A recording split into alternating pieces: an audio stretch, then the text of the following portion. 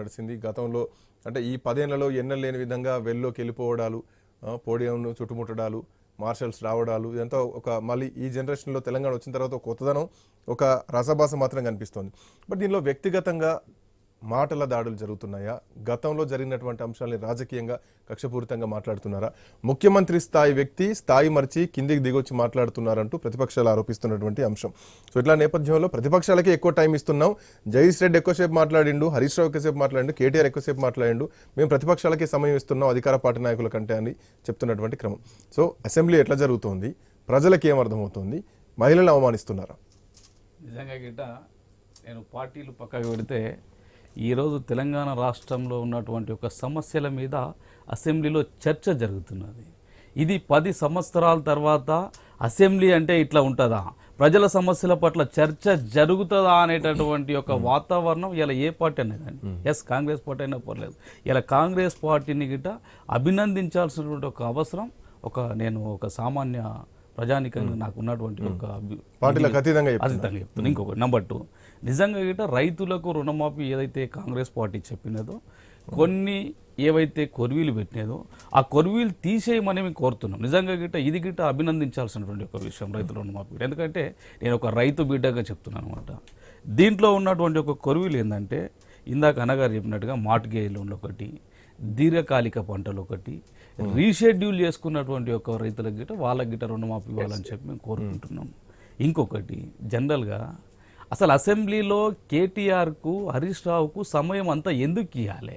ఇచ్చినటువంటి ఒక సమయాన్ని మీరు చూడండి. నేను ఇవాళ మొత్తం అసెంబ్లీ చూసుకునే వచ్చినట్టు దగ్గర నిజంగా గిట వాళ్ళు ఏదో చేసినట్టుగా, గతంలో 10 ఏళ్లలో చర్చించినట్టుగా, ప్రజల కోసమే పనిచేసినట్టుగా వాళ్ళు చేసుకున్నటువంటి ఒక గొప్పలు చెప్పుకోవడానికే అసెంబ్లీని వాడుకుంటున్నారు, సమయాన్ని ఖరాబ్ చేస్తున్నారు తప్ప మీరు ప్రజల కోసం ఇది కావాలి, ఇక్కడికి ఈ సమస్య ఉన్నది, దీన్ని సాల్వ్ చేయాలనేటటువంటి ఒక విషయం పట్ల హరీష్ రావు గారు కానీ కేటీఆర్ కానీ ఒక్క ముక్క గిట మాట్లాడలేరండి. ఇది చాలా బాధాకరమైనటువంటి ఒక విషయం. మీరు గతంలో టీఆర్ఎస్ ప్రభుత్వం ఉన్నప్పుడు గడిల పాలన, దొరల పాలన, అదేవిధంగా ఎక్కడికెళ్ళో ఫామ్ హౌస్లోకి వెళ్ళి పాలన చేసినటువంటి ఒక పరిస్థితి గత పార్టీకి ఉండే.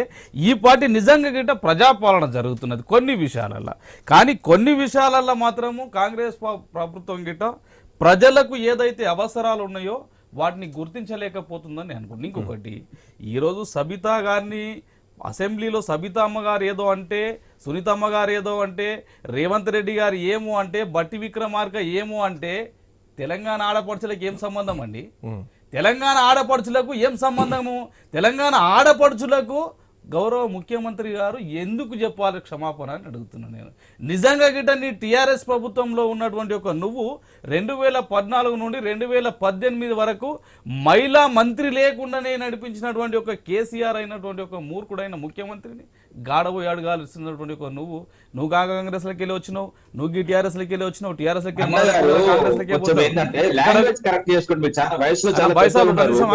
నేనేమంటున్నానంటే కేవలం ఈ పంచాయతీ అంతా మీరు వినండి. నేను నువ్వు మాట్లాడిన సార్ నేను విన్నా, నువ్వు వినా, నువ్వు విను ఫస్ట్, నువ్వు మాట్లాడిన సార్ నేను విన్నా కదా, నువ్వు విను ఫస్ట్, విన్నాక మాట్లాడు.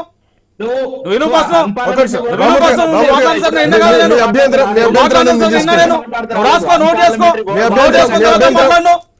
తమాషా నువ్వు నోట్ చేసుకో. ఏం మాట్లాడుతున్నా,